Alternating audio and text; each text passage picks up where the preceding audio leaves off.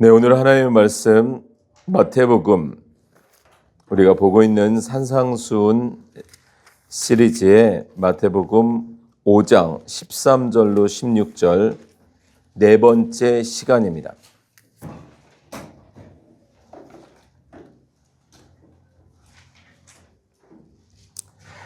제가 가진 세번역 성경으로 신약 성경 제7쪽 됩니다. 7쪽.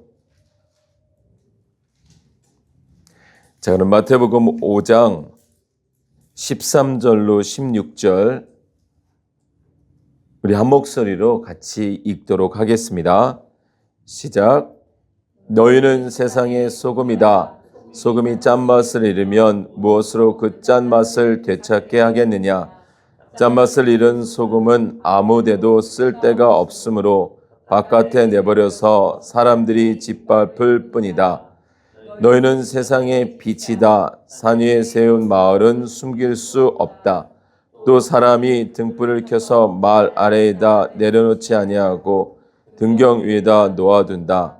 그래야 등불이 집 안에 있는 모든 사람에게 환히 비친다. 이와 같이 사람에게 비추어서 그들이 너희의 착한 행실을 보고 하늘에 계신 너희 아버지께 영광을 돌리게 하여라. 아멘. 네, 산상수훈 시리즈 네 번째 세상의 소금 그리고 빛이라는 제목으로 말씀을 함께 나눕니다. 자, 아마 가장 많이 들었던 설교 본문 중에 하나일지도 모르겠습니다. 왜냐하면 이제 소금과 빛, 빛과 소금 참 많이 들었죠. 늘 강조해서 말씀드리는 것은 성경의 전체적인 문맥은 성경입니다.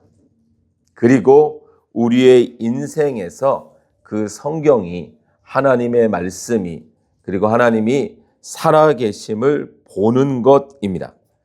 자, 구약은 우리가 보통 제가 늘 설명드리기를 구약은 자막이 없는 영상이다. 이렇게 말씀을 드렸어요. 자막이 없는 영상.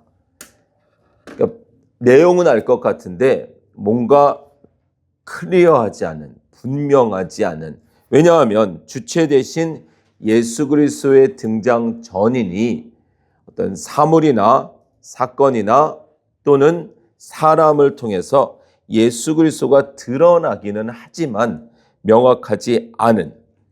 물론 이제 신약을 와서 확인하고 다시 구약으로 보면 이제 분명해지죠. 그래서 노아의 방주에서 나오는 그 방주 같은 경우 사물이죠, 사물. 또 유월절 사건이죠. 또 이제 요셉과 같은 사람, 그들의 삶의 내용들, 이스라엘의 역사가 증거를 하죠. 더불어 복음서는 구약과 신약을 연결하면서 구약을 1차 해석하자. 진정한 가나안이신 예수 그리스도가 오시죠. 구약이 그 가나안 이야기잖아요. 자, 저에게 집중해 주셔야 돼요. 자, 그리고 세 번째 사도서신을 구약의 영상에 대한 자막으로 이야기를 합니다. 물론 복음서도 그렇지만 이제 복음서까지 아울러서 예수님이 말씀하신 것까지도 사도서신서에서 더 분명하게 해석을 하고 있죠. 마치 사도행전은 예수 그리스도를 복음으로 이 땅에 진정한 가나안으로 오신 예수 그리스도를 복음으로 전하는 그리스도인의 삶. 그리고 서신서 로마서부터 계시록은 예수 그리스도를 성령 충만함으로 품은 그리스도인의 삶. 이렇게 우리가 볼 수 있죠. 그래서 전체적인 성경 문맥을 우리가 성경 이야기를 이렇게 아우르고 있어야 성경 암송이든 성경 큐티든 아니면 어떤 성경 공부를 하더라도 너무 한쪽에 빠지거나 치우치지 않을 수 있습니다. 그런 마음에서 이제 성경을 읽다가 보면 우리가 예배라는 부분 말이죠. 예배는 마치 성전에 예전 모습이 뭐였죠? 성전의 예전 모습, 성막이라고 하잖아요. 성막. 그와 같이 예배, 마치 이제 주일의 예전 모습이 안식일. 그러면 예배의 예전 모습이 제사였단 말이죠. 구약의 제사. 우리 한번 성경을 여기 이제 마태복음 5장을 손깔피 하시고 예레미야 7장으로 가보겠습니다. 왜 이러한 부분들이 중요하냐면 우리가 너무 하나님에 대해서 아니면 하나님을 알기 위해서 성경을 알아야 되는데 우리가 알고 있는 내용도 피상적일 수 있고 꾸준히 알려는 시도나 최선을 다하지 않으니 우리가 알고 있는 것에서 멈춰져 있어요. 들어도 잘 모르는 거죠. 그래서 예레미야 7장 22절부터 26절인데 한번 잘 들어보세요. 세번역 성경으로 읽겠습니다. 1220쪽. 내가 너희 조상을 이집트 땅에서 데리고 나왔을 때 내가 그들에게 번제물이나 다른 어떤 희생제물을 바치라고 했더냐? 바치라고 명령이라도 했더냐? 오직 내가 명한 것은 나에게 순종하라는 것. 그러면 내가 그들의 하나님이 되고 그들은 나의 백성이 될 것이라는 것. 내가 그들에게 명하는 그 길로만 걸어가면 그들이 잘 될 것이라고 한 것뿐이지 않았더냐. 그러나 그들은 내게 순종하지도 않고 내 말에 귀를 기울이지도 않았다. 오히려 자기들의 악한 마음에서 나오는 온갖 계획과 어리석은 고집대로 살고 얼굴은 나에게로 돌리지 않고 오히려 등을 나에게서 돌렸다. 너희 조상이 이집트 땅에서 나온 날로부터 오늘까지 내가 나의 종 예언자들을 너희에게 보내고 또 보냈지만 나에게 순종하지도 않고 귀를 기울이지도 않았다. 오히려 너희는 조상보다도 더 고집이 세고 악하였다. 자, 성경은 이렇게 말을 하고 있어요. 그러니까 우리가 창세기, 출애굽기, 레위기에 와서 열심히 이제 제사 공부를 한단 말이죠. 번제, 소제, 속죄제, 화목제, 속건제, 이런 제사는. 그런데 성경은 사실은 그 제사는 안 드리면 더 좋았던 제사. 회복을 위한, 회개를 위한 제사였으니 말이죠. 그러면 이 시대의 예배는 무엇일까요? 하나님께 이렇게 걸어두는 6일간은 내가 왕이 되어서 세상에서 세상스럽게 살다가 그냥 주일날 한번 이렇게 걸어두는 도구가 아니라는 거죠. 또는 우리가 신앙생활 하다가 뭔가 이제 하나님의 힘을 구해야 될 때에 잘 예배 한번 드려서, 왜냐하면 우리가 사마리아 여인과 주님이 이제 대화하실 때 하나님은 예배하는 자를 찾으신다. 막 이런 내용들이 있다가 보니 예배가 정말 좋다, 중요하다, 귀하다, 맞습니다. 근데 그 예배를 도구로 쓰면 안 된다는 거죠. 그래서 막 그냥 그 책 제목이나 설교 제목이나 이렇게 한 번의 예배로 인생이 바뀌다, 막 이런 말은 있을 수가 없는 거예요. 예배는 하나님한테 무엇을 받아내기 위한 도구가 아니라 하나님과 당연히 누려야 될 삶이라는 거죠. 당연한 거예요. 당연한 거. 그냥 그리스도인이라면 당연한 거. 이게 어떤 무슨 문제가 있을 때 문제 해결책이 아니라는 거죠. 한 생각을 해보시면 맞아요. 우리가 데이트하는 사람을 만나더라도 결혼을 하더라도 기대감과 그 얼마나 많이 소통이라는 것을 해요. 옛날 같으면 편지도 보내고 뭐 삐삐 시대에는 삐삐도 치고 뭐 카톡, 이메일 막 소통하다가 한번 만나면 얼마나 그 관계가 절절해요. 그러다가 헤어지기가 아쉬우니까 하루 종일 있었으면서도 헤어지기 아쉬우니까 결혼이라는 과정을, 그와 같은 것이 예배란 말이죠. 그런데 아무런 기대감도 없이 아무런 느낌도 없이 그냥 한 주에 다른 곳만 보다가 정신없이 살다가 그냥 와서 후다닥 앉아서, 예를 들면 그냥 뭐 자고 졸고 이런 차원의 문제가 아니라 아무 기대감 없이 그냥 앉아서 예배를 구경하고 가면서 그래도 나는 그리스도인이야 한다면 과연 하나님 편에서도 동의를 하실까라는 거죠. 그러면 예배는 뭘까요? 또 기도는 뭘까요? 우리가 너무 기독교의 근본이 되는 주제들을 다시 한번 말씀 안에서 생각해 볼 필요가 있어요. 우리가 산상수훈이기 때문에 또 볼 거지만 우리 마태복음 6장을 한번 볼까요? 마태복음 6장. 제가 산상수훈을 27번 정도 설교한다 그랬는데 6장 우리 5절, 6절, 7절, 8절인데 한번 보세요.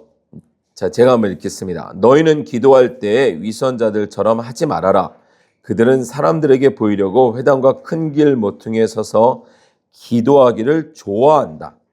내가 진정으로 너에게 말한다. 그들은 자기네 상을 이미 다 받았다. 기도하기를 좋아한다. 보이기 위해서. 누굴 위한 기도죠? 자신들을 위한 기도죠. 너는 기도할 때 골방에 들어가 문을 닫고서 숨어서 계시는 내 아버지께 기도하라. 그리하면 숨어서 보시는 너희 아버지께서 너에게 갚아주실 것이다. 그러니까 기도의 본질을 이야기하고 있죠. 너희는 기도할 때 이방 사람들처럼 빈말을 되풀이하지 말아라. 그들은 말을 많이 하여야 들어주실 줄로 생각한다. 어쩌면 기도 역시도 많이 하는 것보다 오히려 아버지 되신 하나님을 믿으라는 거죠. 못 믿으니까 칭얼대는 거죠. 말이 많아지는 거죠. 반복하는 거죠. 그러므로 그들을 본받지 말아라. 하나님 너희 아버지께서는 너희가 구하기 전에 너희에게 필요한 것이 무엇인지를 알고 계신다. 자, 뭐 자세한 거는 이제 순서대로 나가다가 이 부분에 와서 더 나눌 텐데 이 시간 우리가 나눌 거는 이제 기도를 부탁하는 거예요. 우리가 보통 중보기도, 중보 좀 해주세요. 중보기도 해주세요. 사실 중보자는 예수님밖에 없기 때문에 중보기도라는 단어는 조금 부적절하지만 어찌되었건 우리가 알고 있는 단어이니 중보기도 좀 해주세요 이렇게 부탁을 해요. 근데 우리가 너무 쉽게 부탁하고 너무 쉽게 대답해줘요. 사실 기도도 잘 안 하면서. 기도한들 여러분 생각해 보세요. 우리가 이제 환자가 되어서 병원에 진찰을 가서 아무도 어떤 의사도 진찰 없이 약을 주진 않아요. 약을 처방하진 않아요. 문진이든 뭐 이렇게 뭘 하던 대화를 해서 상태를 물어보죠. 언제부터 아프셨는지, 왜 아프신지, 심지어 무슨 친절하신 분은 가족력에서 시작해서 최대한 정보를 끌어내요. 그런 다음에 똑같은 증상이어도 다른 것일 수 있단 말이죠. 그와 같이 우리가 기도를 부탁받을 때는 물어봐야 돼요. 이분의 지금 상황이 뭔지. 우리가 오늘도 읽은 말씀에서도 그렇지만 성경을 읽다 보면 상당히 꽤 많은 부분은 지금 우리가 당하는 고난은 연단이라기보다는 징계인 경우가 많아요. 그러면 징계면 우리가 하나님과의 막힌담이 무엇인지, 지금 이분이 기도 제목을 부탁하는 저 제목이 하나님과 어떤 게 막혀 있는지, 그럼 내가 기도를 어디로 화살을, 예를 들자면 하나님 이분이 빨리 하나님 앞에 회복하게 해주세요로 둬야 될지, 아니면 그냥 다짜고짜 그분이 부탁하는 거, 지금 이 사업의 문제가 아니면 이 건강의 문제가 무작정 그냥 전후 앞뒤 문맥도 없이 무작정 그것만을 두고서 막 목적 기도를 한다면 마치 정확하게 진찰하지 않고 그냥 아프다 그러니까 그냥 처방전 없이 약을 처방해 주는 것과 크게 다를 것이 없어요. 자, 어찌되었건 우리가 중요한 건 누가 누구에게 기도를 하는지를 알아야 돼요. 내가 누구인지, 그리고 저 기도를 부탁하시는 분이 누구인지를 알아야 돼요.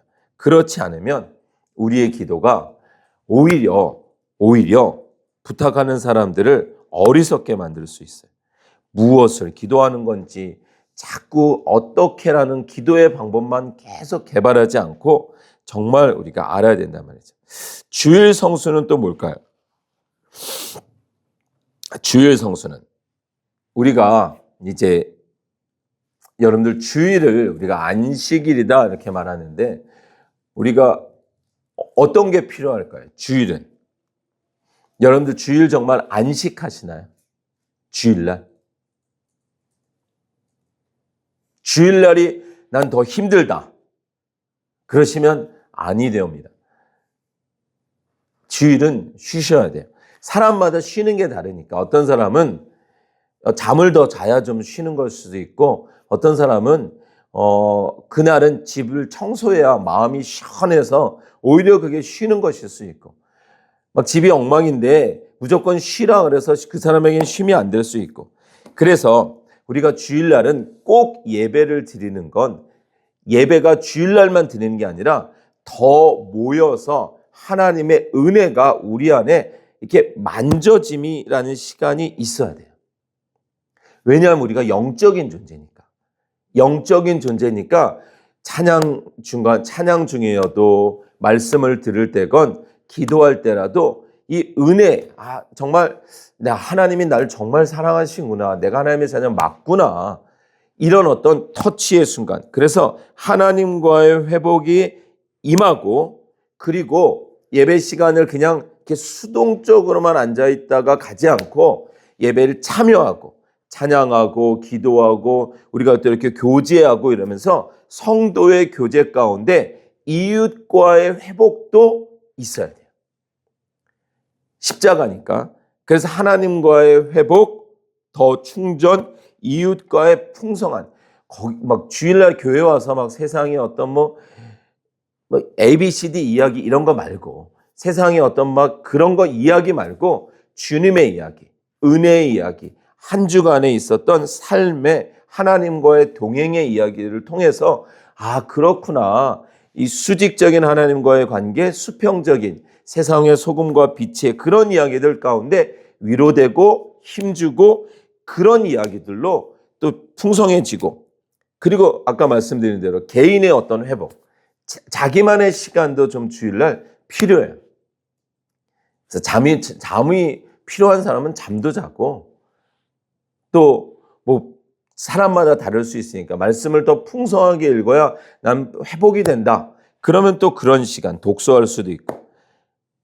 자, 중요한 건 나도 쉬고 육도 쉬고 영도 풍성해지고 이웃과의 관계도 풍성해지고 가족과도 좀 이렇게 오붓한 시간을 가지면서 그런 회복의 시간. 그래서 여러분들 구약을 읽으시면 생업을 돕는 일은 절대로 하지 말라 그래요. 주일날. 그러니까 절기 때 3대 절기 특별히 생업을 돕는 일은 절대 하지 말라. 그러니까 정말 일하지 말라는 거예요. 대신 6일날은 열심히 일하래요. 근데 이게 5일째, 막 4일째 막 이렇게 말 나오고 실제로 쉬는 날이 더 많으면요. 우리가 그랬잖아요. 6일 근무하다가 5일 근무로 바뀔 때 교회가 기대를 했단 말이죠. 근데 5일 근무로 바뀌니까 더 교회를 열심을 못 내더라는 거예요. 금요일 날부터 떠나가지고 오히려 이게 주객이 바뀌어버리는 거죠. 그러니까 여러분들 정말 우리가 좀 생각해 봐야 돼요. 아주 중요한 근본적인 예배는 무엇인지, 기도는 정말 무엇인지, 그냥 내가 알고 있는 것, 더 이렇게 말씀 사경이나 성경을 읽으면서 또 국내, 국외 이렇게 다니면서 많은 사람들과 얘기하면서 와, 너무 하나님을 피상적으로 아는구나. 이건 뭐 해외만의 문제도 아니고 국내도 마찬가지고 직분의 문제도 아니에요. 너무 피상적으로 아는구나. 그냥 내가 아는 하나님에서 너무 멈춰 있구나. 그냥 이런 하나님인 줄 알았어요. 이 정도에서 머물러 있는 거예요. 전 그렇게 들었어요에 머물러 있는 거예요. 그리고 저는 이런 하나님이었으면 계속 좋겠어요에 머물러 있는 거예요. 정말 탓할 수 없습니다. 누구를 탓할 수 없어요. 우리가 정진하고 열심히 알아야만 합니다. 예배 한 번으로 그리스도인이라는 이름으로 갈 수가 없어요.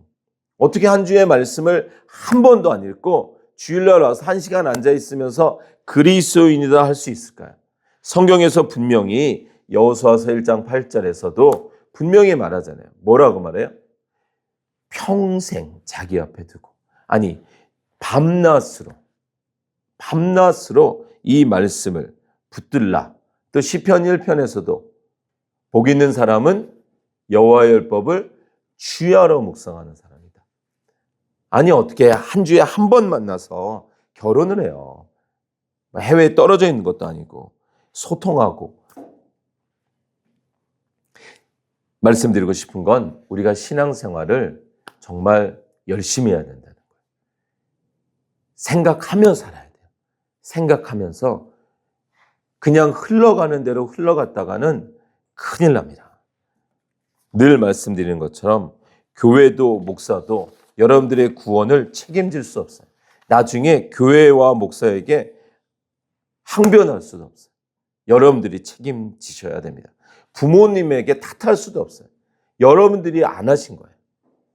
그러니까 여러분들이 정신을 바짝 차려야 됩니다. 그런 마음을 가지고 오늘 마태복음 이제 5장으로 가는 거예요.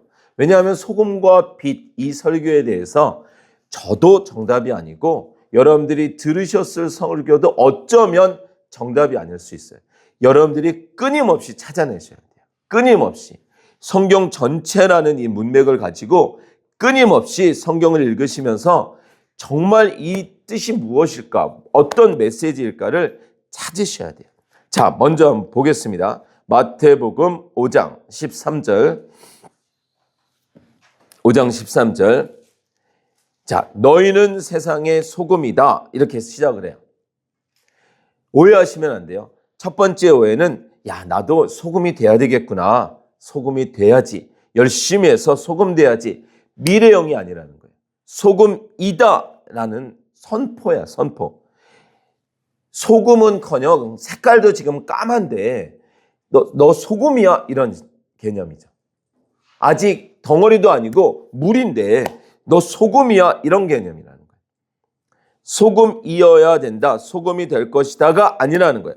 너 소금이야? 이걸로 시작하는 거예요. 아니 지금 오리 속에 섞여가지고 열심히 오리처럼 움직이고 있는데 너 백조야? 무슨 말도 안 되는 소리를 하세요. 저 오리예요. 아니야, 넌 백조야. 아예 그냥 외면해버리고 도망쳐버릴 것 같은. 여러분들 늘 말씀드리잖아요. 우리는 슈퍼 오리가 되는 게 절대로 아니라는 거예요. 그리스도인이 된다. 이 말은 존재가 바뀌는 거예요. 방향이 바뀌는 거지 예수님 잘 믿어가지고 어떤 자이언트 오리가 돼가지고 다 밟아버리는 세상을 정복해 나가는 것이 절대로 아닙니다. 자, 소금이다 라고 말씀하셨어요. 성경을 보시면 구약에 여러분들 성경의 주인공이 누구죠? 네, 전체적인 주제. 그러나 실질적인 주인공은 누구죠? 그 실제적인 역사를 살아낸 사람들은 누구죠? 이스라엘 백성들이잖아요. 실제 역사를 살아낸 66권 중에 65권이 이스라엘 이야기예요. 그 속에 예수 그리스도의 면면이 있는 건데 그 출애굽할 때 이스라엘이 출애굽하잖아요. 근데 그 이스라엘이라는 그때 이스라엘은 어떤 이스라엘이냐면 요셉부터 모세 사이, 창세기 50장부터 출애굽기 1장 그 사이가 400년이 넘어요. 400년. 하나님이 그렇게 무대 장치를 두신 거예요. 400년이면 사람이 다 바뀌는 거예요. 400년이면. 40년만 돼도 한 세대만 지나도요. 외모만 한국인이지 미국에서 언어와 문화와 생활 습관과 이게 스타일이 다 달라요. 다. 이번에 저희가 캄보디아 가서 이제 총장님 되시는 분을 만났는데 그분도 일찍 미국 가셔서 오래 미국 생활 하셨고 또 이제 가셔서 결혼하셔서 아이들을 낳아서 이제 연세가 저보다 훨씬 많으시니까 70이 넘으셨으니까 자녀에게 이제 용돈을 줬대요. 자녀에게 했더니 아들에게 용돈을 딱 줬는데 현준아 너는 만약 용돈을 딱 받으면 어떻게 말할래? 감사합니다. 이게 한국인. 용돈을 딱 줬더니 왜 주세요? 이런 거는 왜요? 아니 아빠가 주는 거야. So what? 괜찮아요. 제가 알아서 할 거예요. 외모만 한국인이지 정서와 이게 딱 30년 안에. 근데 400년이 지났다고 생각을 해보세요. 아니에요, 목사님. 이스라엘 사람들은요, 철두철미하게 가르쳐가지고 정말 그 정신은, 여러분들 성경을 잘 보시면 느헤미야서의 끝부분에 보시면 이방인들과 결혼한 이스라엘 사람들 이야기 나오잖아요. 자녀들이 히브리 말을 못했다니까요. 400년 사이에 태어난 이스라엘 사람들, 그들이 주인공이에요. 실제 역사를 살아내서. 물론 죽었죠. 근데 한 덩어리로 본다면, 근데 그럼 그 이집트 사람 같은 그 사람들에게 모세가 뭐라 그래요? 하나님이 날 보내셨는데 너희들은 하나님 백성이래. 야, 우리 열심히 해서 하나님 백성 돼보자 한번. 이게 아니라니까요. 이름을 먼저 주세요. 너희는 하나님 백성이래. 무슨 말 하세요? 이스라엘 입장에서는. 무슨 말 하세요? 전 지금 이집트 사람인데요. 여기서 어떻게 하면 이집트에서 좋은 대학 나와서 이집트에서 좋은 직장 갈 길 지금 꿈꾸고 있는데, 그런 개념. 우리 자녀들에게 보통 그러잖아요. 아들이나 딸들, 저희도 이제 자녀들을 키워보면 너 하나님의 사람이야. 왜 그러세요?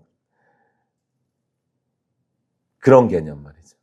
근데 이름을 주세요. 그냥 주세요. 그리고 이름을 주시고 그 이름에 맞는 사람을 만들어내세요. 이게 어려운 거예요. 이게 어려운 거예요. 저처럼 음악이 취약한 사람한테 음대에 원서를 넣어 놓으시고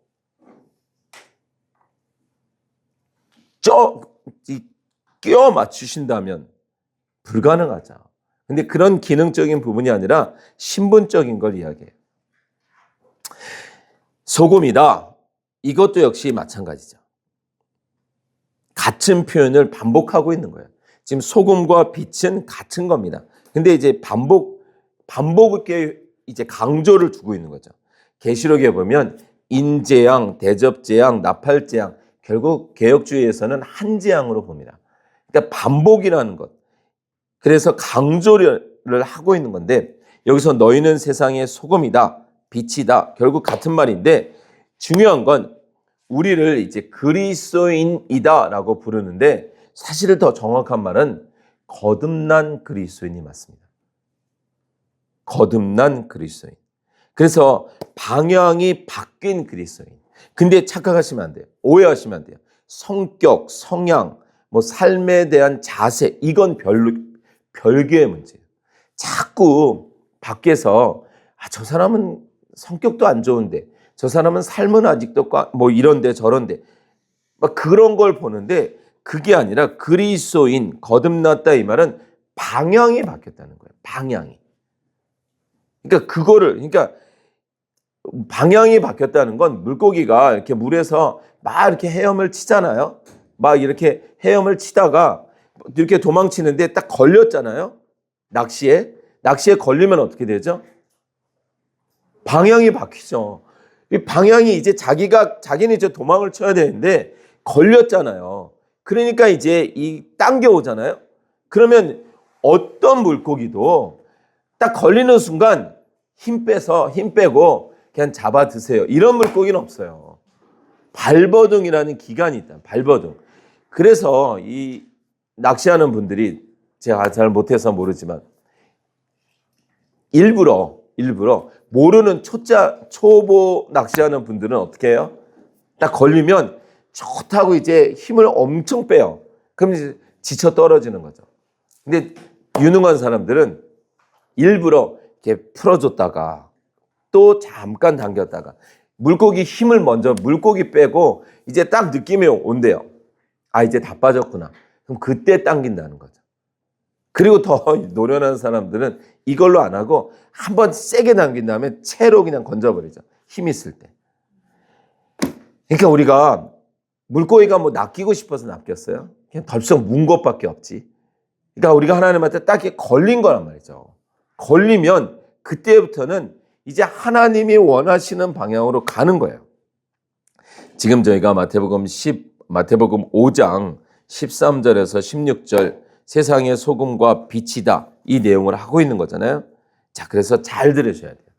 그래서 우리가 이제 이 세상을 바라보면서 이렇게 가다가 세상은 우리를 붙들지 않는다니까요. 땡기지도 않아요. 세상은 그냥 세상의 화려함을 우리에게 보여줘요. 그러면 너무나 그게 좋아서 가다가 주님이 부르셨어요. 그래서 이 방향만 이렇게 바뀌었다니까요. 방향은 바뀌었는데 여전히 우리의 그 시선은 이 세상에 있더라는 거예요. 근데 주님도 우리를 땡기시진 않아요. 근데 땡기시는 것보다 더 엄청난 하나님의 열심으로 우리를 붙드시죠. 근데 우리가 이렇게 손으로도 이렇게 가야 되는데 손은 여전히 뒤에서 뭐라도 하나 더 잡아볼까? 시선도 여기 있고 방향만 바뀌었어요.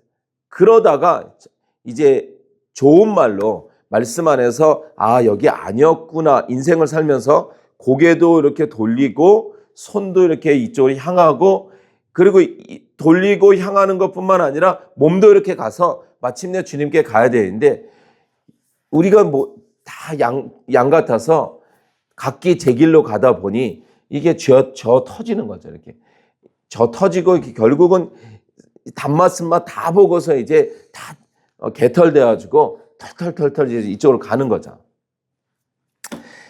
다시 말씀드립니다. 5장 13절에 너희는 세상의 소금이다.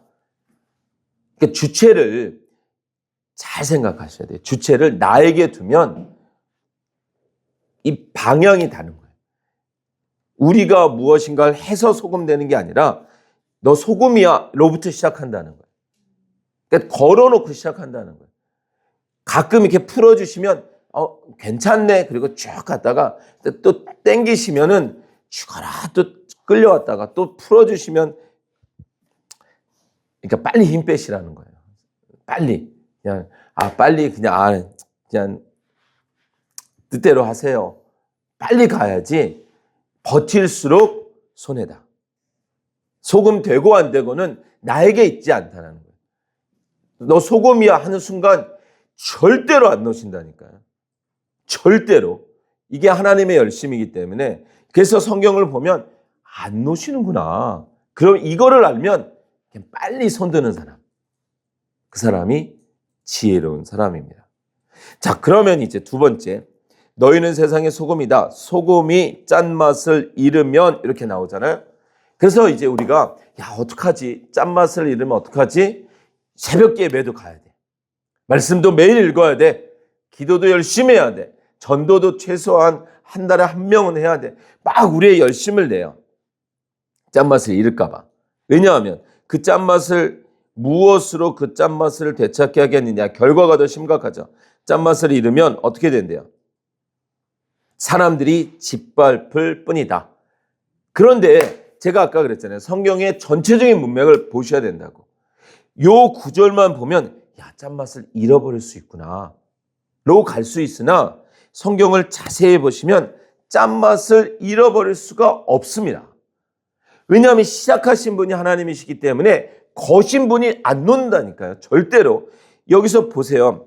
짠맛을 잃으면 무엇으로 그 짠맛을 되찾겠느냐. 되찾을 수 없다는 거잖아요. 그 말은 잃어버릴 수 없다는 거예요. 짠맛을 잃은 소금은 아무 데도 쓸 데가 없다. 하나님의 은혜를 잃어버린, 성령을 잃어버린 그리스도인은 당연히 아무 쓸 데가 없죠. 그럴 수 없다는 거예요. 소금도 아니고 흰 알갱이일 뿐이거나 이름만 소금이지 까봤더니 소금이 아니라는 거예요. 그럴 수 없다는 거예요. 바깥에 내버려서 사람들이 짓밟을 뿐이다. 여러분들 짠 맛을 품은 소금은 다시 말해서 우리가 하나님의 은혜를 품은 그리스도인은 시간의 차이가 있을 뿐이지 더 맞고 오느냐 덜 맞고 오느냐. 아까 예레미야서 7장 읽었잖아요. 내가 너희들에게 요구한 건 순종이지. 떼쓰고 고집 부려가지고 이스라엘 백성들의 역사가 그랬잖아요. 그냥 출애굽하면서부터 하나님께 순종하면 되는데 그 고집 부려서 맞아 터지고 가나안 정탐 그냥 가라 그랬는데 그 정탐 보내겠다고 고집 부려가지고 그러면 가. 허용하시지만 허용은 징계가 따라간다니까요. 그냥 순종하라는 거예요. 그냥 정복 들어가. 내가 싸워줄게. 그런데 순종하지 못하고 정탐꾼 보내고, 내가 왕이야 라고 하는데, 내가 왕이니까 내 법도대로만 가면 내가 잘 돌봐줄게. 시기적절하게. 근데 그거를 못 믿고 왕을 요구하잖아요. 그러면 그냥 다리 몽둥이를 부러뜨려야 되는데 또 왕을 주세요. 그걸 허용이라 그래요. 허용. 순종을 턱하느냐, 고집 부리느냐. 그럼 고집 부리면 주시긴 하는데 징계가 반드시 따라가서 마침내 왕을 구한 이스라엘이 망함으로 끝나잖아요. 그럼 우리가 성경을 계속 읽으면서 그 메시지를 받아서 굳이 손가락을 선풍기 속에 넣어서 손가락 2개 잘린 다음에 넣으면 절대로 안 돼. 이런 바보가 되지 않고 아니구나를 알고 살아야 되는데, 여러분들 그리스도인은 절대로 세상에서 짓밟힐 수 없습니다. 짓밟혀서도 안 됩니다. 빨리 항복하고 주님 안에 살면 세상과 그리스도인의 관계는 하나, 1번 핍박의 관계는 가능합니다. 그건 성경이 말하는 거예요. 세상이 그리스도인을 핍박하는 건 있어도 밟는 건 안 돼요. 무슨 말이냐면 난 저 사람 보기 싫어서 교회 안 가. 이런 말, 이게 밟히는 거거든요. 세상이 우리를 핍박하는 거는 왜 핍박하냐면 우리로 인해 그들의 죄가 드러나기 때문에 핍박하는 거예요. 그래서 돌려 말하면 세상은 그리스도인을 두려워하는 거예요. 저 인간만 없으면 우리가 다 사기치는데 저 인간만 사기를 안 치니까 우리가 사기꾼이 돼버리니까 그런 거 말이죠. 그래서 우리 어쩔 수 없이 한번 보겠습니다. 갈라디아서, 여기다가 손갈피하고 갈라디아서 6장, 아마 앞으로도 계속 찾아볼 구절이에요. 갈라디아서 6장 14절, 374쪽입니다. 갈라디아서 6장 14절 제가 읽습니다. 우리 한번 다 같이 읽어볼까요? 시작. 그런데 내게는 우리 주 예수 그리스도의 십자가 밖에는 자랑할 것이 아무것도 없습니다. 그리스도로 말미암아 내 쪽에서 보면 세상이 죽었고 세상 쪽에서 보면 내가 죽었습니다. 아멘. 이게 세상이 우리를 두려워하는 이유예요. 세상이 자랑하는 게 우리에게 자랑이 안 되고 세상이 목매달하는 거에 우리가 목을 안 매거든요. 그러니까 두려운 거예요. 두려운 거. 핍박은 할 수 있으나 두려워할 수 있으나 세상이 우리를 밟는다? 그는 아직 그 안에 복음되지 않았기 때문입니다. 우리 요한복음도 가서 보겠습니다. 요한복음 15장 2절.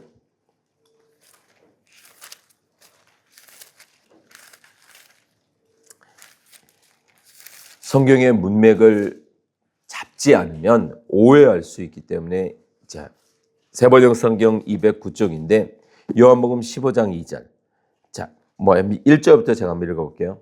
나는 참 포도나무요 내 아버지는 농부이시다. 내게 붙어 있으면서도 열매를 맺지 못하는 가지는 아버지께서 다 잘라버리시고 열매를 맺는 가지는 더 많은 열매를 맺게 하시려고 손질하신다. 자, 이렇게 이제 본문이 나가는데 큰일 났다. 잘못하면 잘린다. 이렇게 가버리게 되면 또 다른 성경 여러 곳에서 하나님의 열심으로 내가 절대로 놓지 않는다. 어떤 것으로도 하나님과 관계를, 사랑을 끊을 수 없다. 이렇게 말하는 구절과 반대가 되거든요. 그럼 여기서 잘린다라는 게 하나님의 자녀의 신분에 잘린다? 그건 있을 수 없다는 거예요. 다른 의미다? 그럼 모르겠어요. 그러면 여기서 말하는 거는 절대로 잘리도록 하지 않으신다는 거예요. 잘릴 수 없다. 소금이 맛을 잃어버린다? 그럴 수 없다. 내 아버지가 포도나무고 나는 포도나무고 내 아버지가 농부이신데 나에게 붙었는데 열매가 없다고 해서 잘린다? 그럴 수는 없다. 열매는 나무가 맺히는 거니까. 그거야. 절대로 잘릴 수 없다. 그러면 무슨 뜻일까요? 하나님의 열심은 절대로 자르시지 않는다는 거예요. 소금이 절대로 짠맛을 잃어버릴 수 없다. 결국 같은 이제 문맥이 된다는 것이죠. 그래서 다시 마태복음 5장 13절로 돌아오면 소금이 짠맛을 잃으면 아닙니다. 잃을 수가 없어요. 잃도록 두지를 않으세요.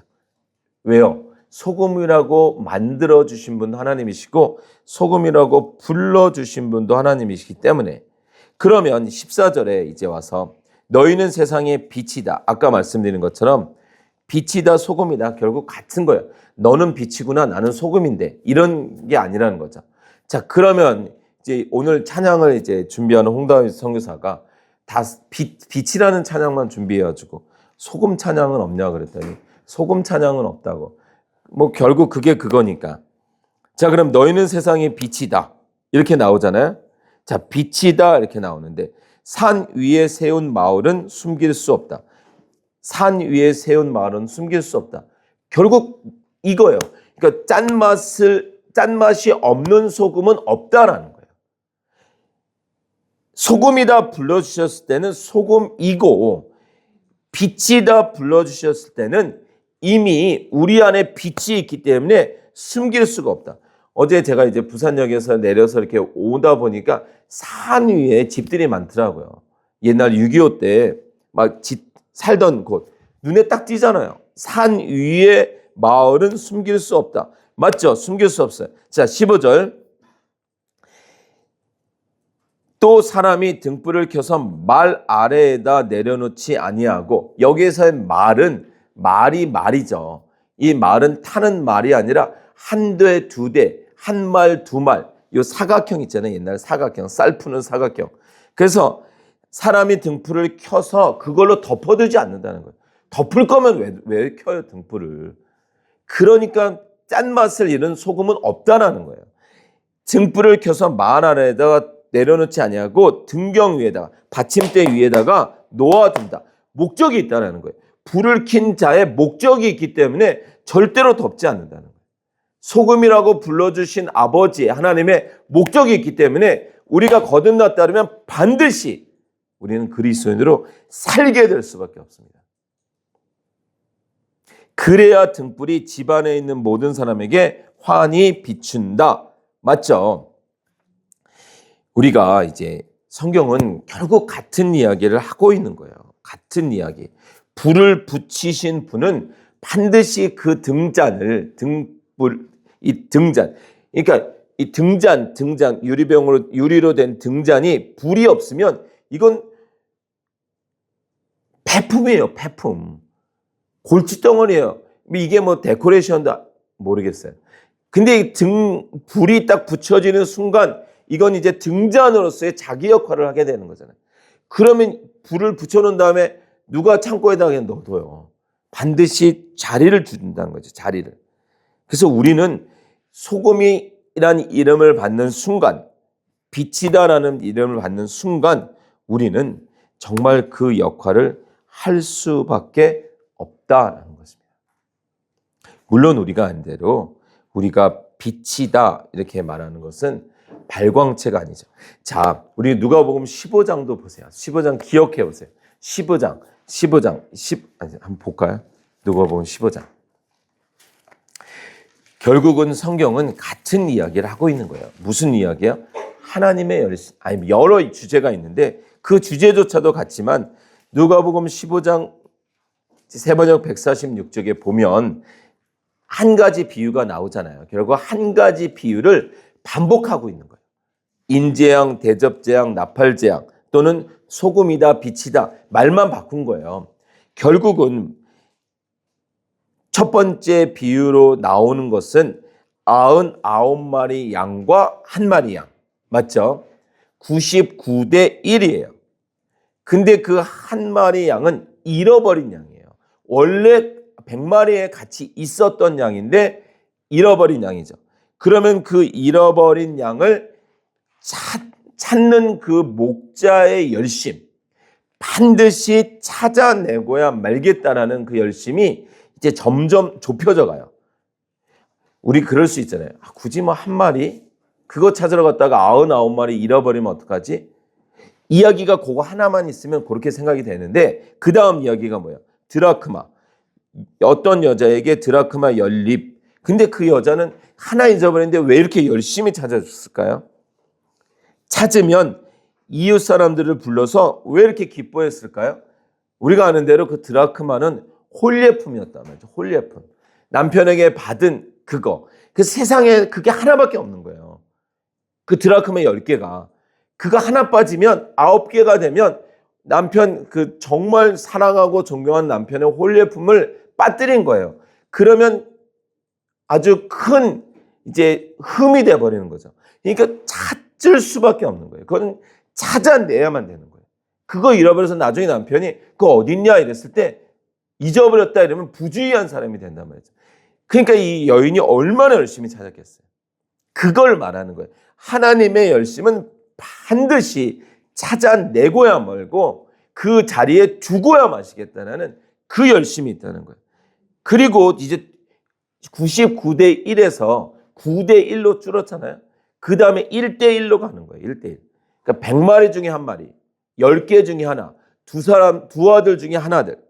그 두 번째 아들은요. 우리가 18절, 5장 18절에 보면 내가 일어나 아버지에게 돌아가서 이렇게 말씀드려야 하겠다. 아버지, 내가 하늘과 아버지 앞에 죄를 지었습니다. 이 말 때문에 스스로 돌아온 것처럼 생각할 수 있겠으나 아니죠. 그래서 비유가 세 개처럼 하나인 거예요. 양이 어떻게 돌아와요, 혼자? 아니, 양이 돌아올 수 있다고 치죠. 어쩌다가 굴렀는데 거기가 양 우리였다. 그럼 드라크마는 어떻게 돌아와요? 무생물이 못 돌아오죠. 둘째 아들도 절대로 안 돌아옵니다. 죄인의 죄성은 100% 죄인이라니까요.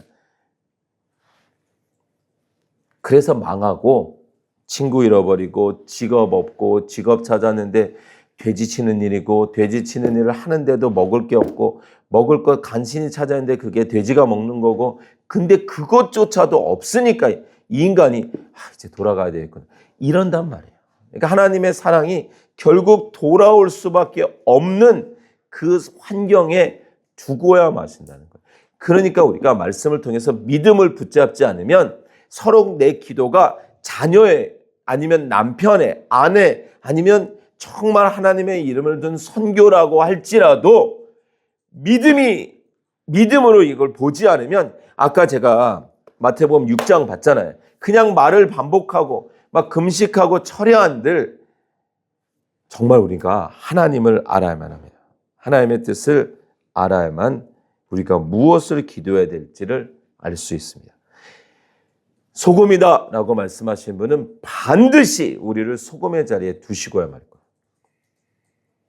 빈 등잔에 불을 붙이신 하나님은 반드시 우리가 그 역할을 하게 만들고야 마실 거예요. 빨리 알고 손드는 것이 좋습니다. 다시 마태복음 5장으로 돌아와서 마무리를 하려고 합니다. 16절 이와 같이 너희 빛을. 자, 우리 다시 한번 13절부터 제가 읽으면 이제 들은 설교 말씀을 한번 되새겨 보세요. 너희는 세상의 소금이다. 소금이 짠맛을 잃으면 무엇으로 그 짠맛을 되찾게 하겠느냐? 짠맛을 잃은 소금은 아무데도 쓸 데가 없으므로 바깥에 내버려서 사람들이 짓밟을 뿐이다.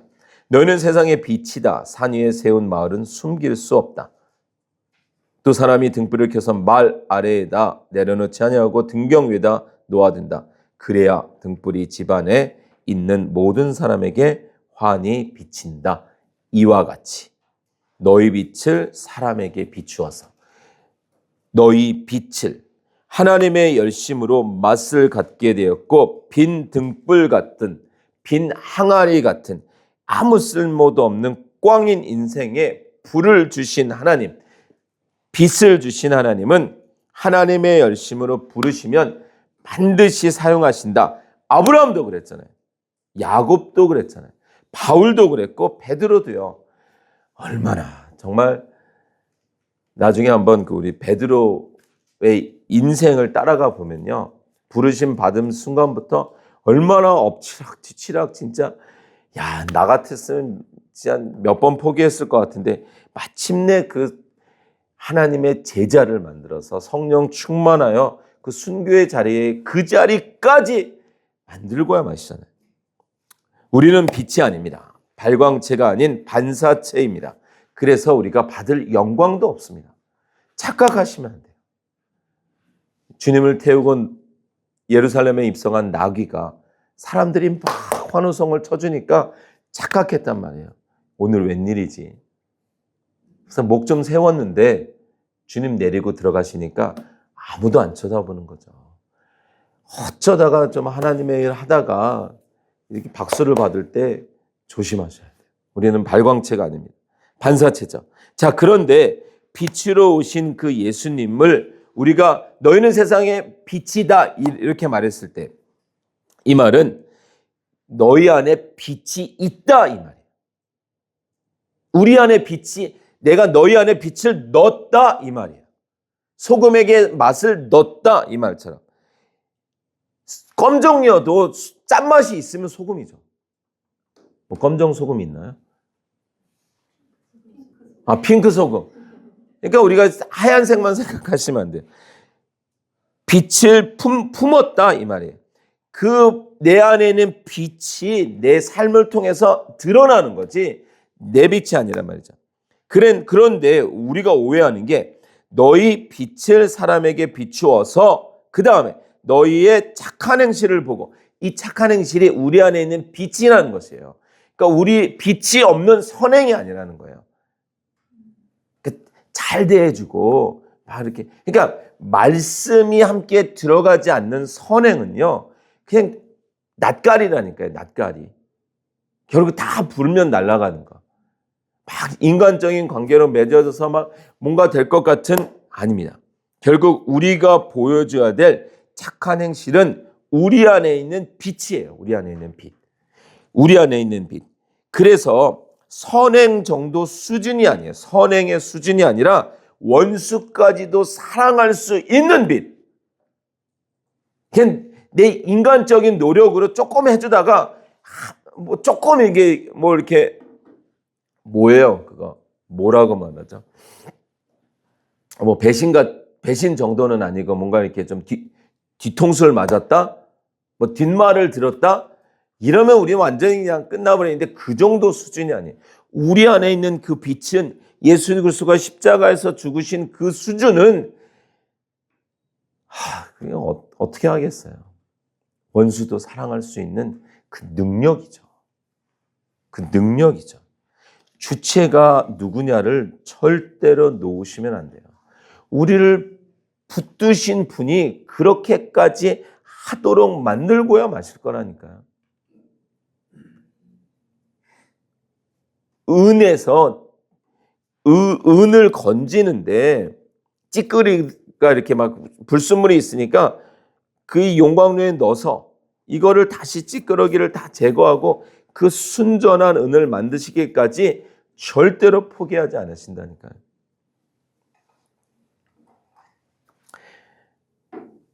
우리가 이제 그 빛을 품고 세상에 있으면 세상이 우리를 얼마나 좋아할까요?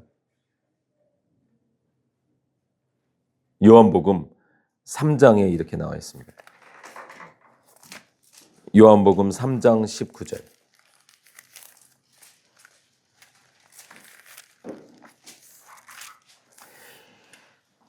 자, 신약 177쪽부터인데 요한복음 3장 19절.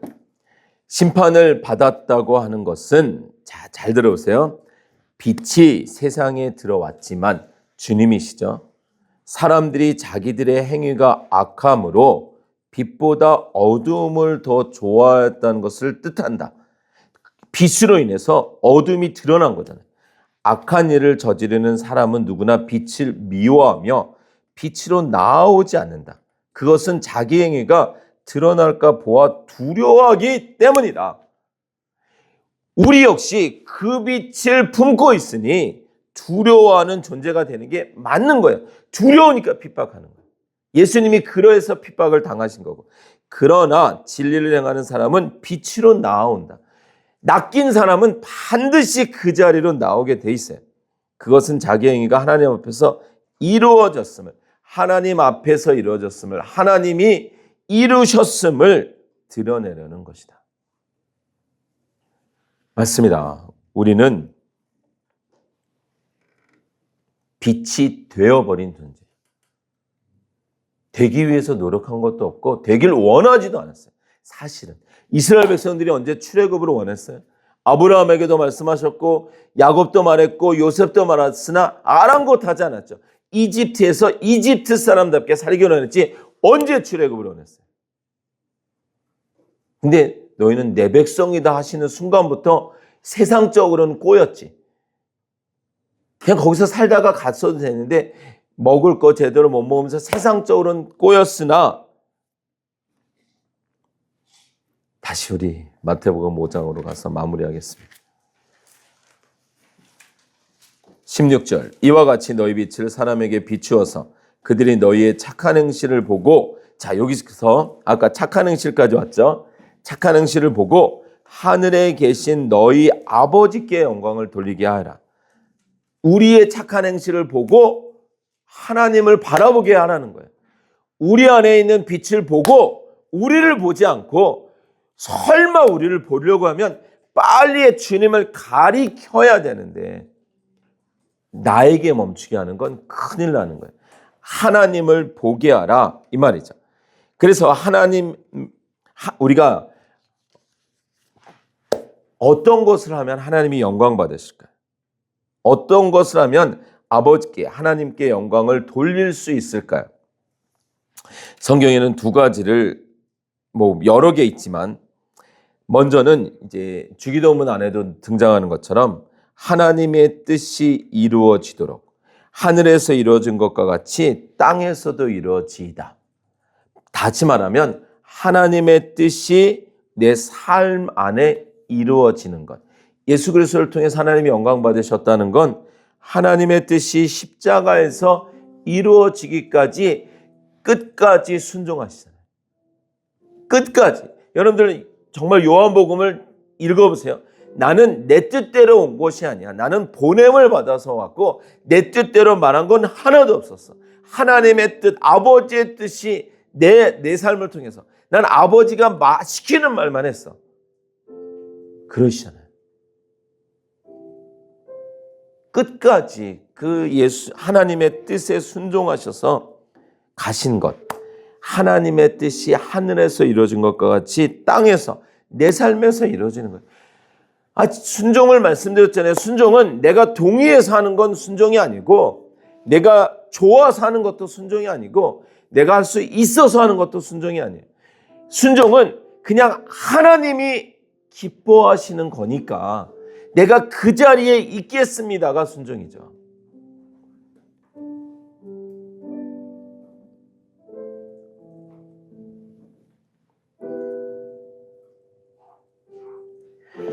하나님께 영광을 돌리게 하라. 하나님의 뜻이 우리의 삶 속에서 이루어지는 것입니다. 내 뜻이 이루어지는 게 아니에요. 사울처럼 내가 다 계획하고 진행하면서 필요할 때 하나님 끌어당겨가지고 하나님 이것 좀 풀어주세요 해놓고 풀리면 언제 또 그랬냐라는 듯이 등지고 돌아서서 아니에요. 나중에 사울이 그렇게 불러도 하나님이 대답조차 안 하시잖아요. 하나님에게 나를 맞추는 것입니다. 그러려면 하나님이 어떤 분이신지 하나님의 뜻이 무엇인지를 알아야 되는데 전혀 하나님의 뜻엔 관심도 없어요. 그냥 내가 세우는 계획에 된다 안 된다. 아니 하나님의 뜻에 맞추면 될 게 뭐 있고 안 될 게 뭐 있어요. 하나님이 시작하셨으면 하나님이 하시는 건데 나에게 잠깐 와서 그냥 숟가락 하나 얹으라는 건데. 두 번째는 하나님을 하나님으로 인정하라는 거예요. 내 기준과 판단과 재고 따져가지고 하나님 이거 돼요? 하나님 이거 안 되겠는데요. 이게 아니라 하나님을 좀 하나님으로 인정해 달라는 거예요. 아브라함이 이삭을 바칠 때 맞습니다. 하나님이 주셨으니까 하나님 거 맞습니다. 저는 번제로 드리라 하시니 저는 드리겠으나 이삭을 통한 자손의 언약을 하셨으니 살리실 분도 하나님이십니다. 그게 바로 하나님을 하나님으로 인정해 드리는 거예요. 내가 그거는 요만한 선에다가 하나님을 막 꾸겨 맞춰가지고 그 정도에다 제한하는 것이 아니라 내가 생각하기에 돼요 안 돼요. 우리가 정말 신앙생활을 잘해야 돼요.